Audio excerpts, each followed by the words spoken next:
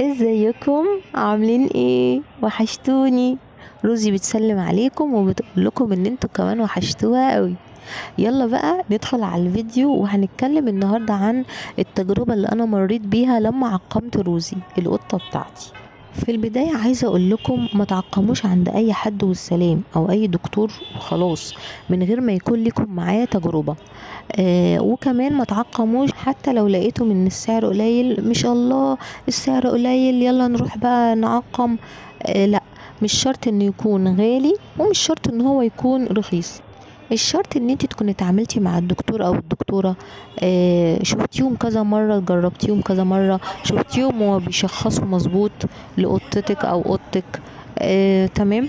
برضو انت بتحسي ان هما بيراعوا ربنا في القطط اللي عندهم او في الحيوانات الاليفة بوجه عام، انت هتحسي بدوت.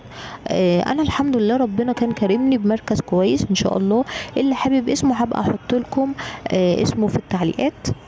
ودلوقتي بقى تعالوا اقول لكم خطوات التعقيم ونعمل ايه مع قطتنا واحنا رايحين بكره ان شاء الله علشان نعقمها. في البدايه الدكتوره هتقول لنا ان احنا لازم نصوم القطه بتاعتنا زي الانسان بالظبط، ما بياكلش وما بيشربش قبل العمليه بحوالي من 6 ل 8 ساعات.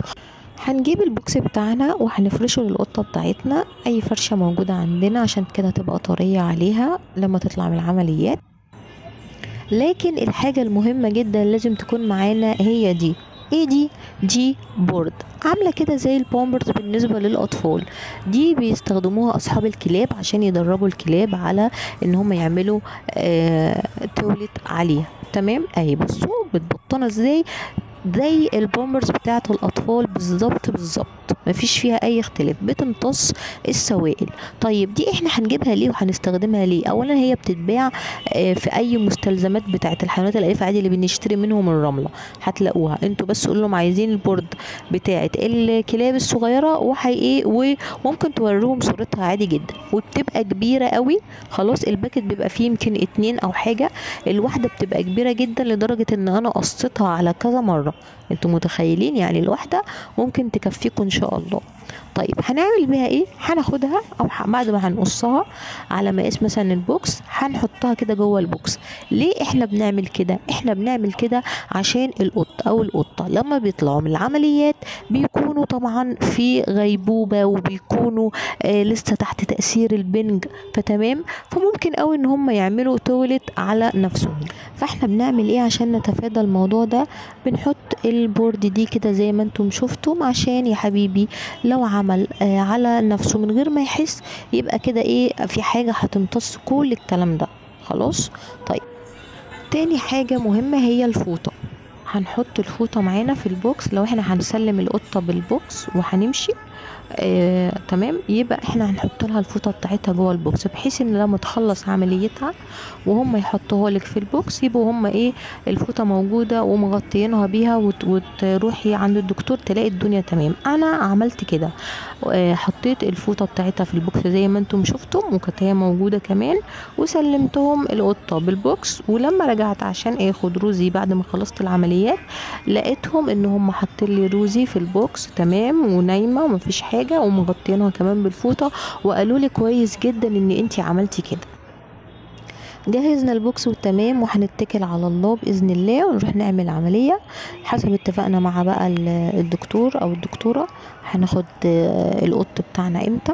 المهم خلاص طبعا هيديك التعليمات وكل حاجه ويقول لك تعملي ايه، وبرده حسب كل مركز. يعني مثلا هديكم مثال، المركز اللي انا عملت عنده العمليه يعني الحمد لله والشكر لله كنت كل يوم باخد روزي، والدكتوره كانت متابعه معاها وبتديها ايه العلاج اليومي بتاعها كل يوم. يعني انا ما كنتش بعمل حاجه خالص غير بس ان انا بحافظ عليها. فدوت هيبقى حسب ايه اتفاقك مع الدكتور او الدكتوره. ولما القط بيخرج من العمليات بيكونوا ملبسينه في رقبته حاجه اسمها كولر. دي اهو زي ما هو ده الكولر.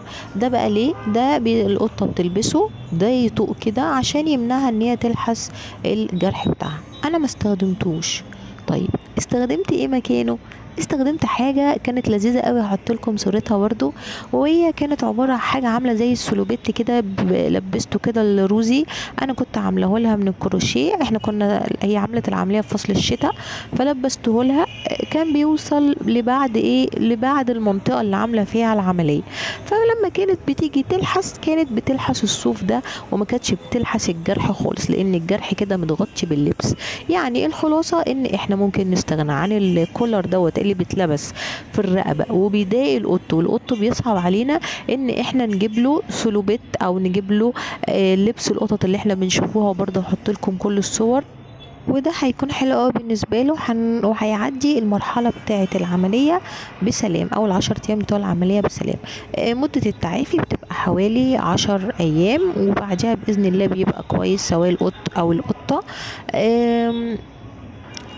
برضو لما تجيبيه من العمليات حاولي ان انت تحطي البوكس بتاعه، وهو فيه هيبقى لسه متخدر في البوكس، فانت حطي البوكس على الارض خلاص مفيش حاجه خالص، وقربي منه شويه الليتر بوكس، بحيث انه لما يفوق وهو مدروخ كده ويقوم وهو عايز، ان دماغه هتقول له ان هو عايز يروح الايه الليتر بوكس، فيلاقي ان الليتر بوكس قريب. انا عملت كده مع روزي، حطيت الليتر بوكس قريب من البوكس بتاعها.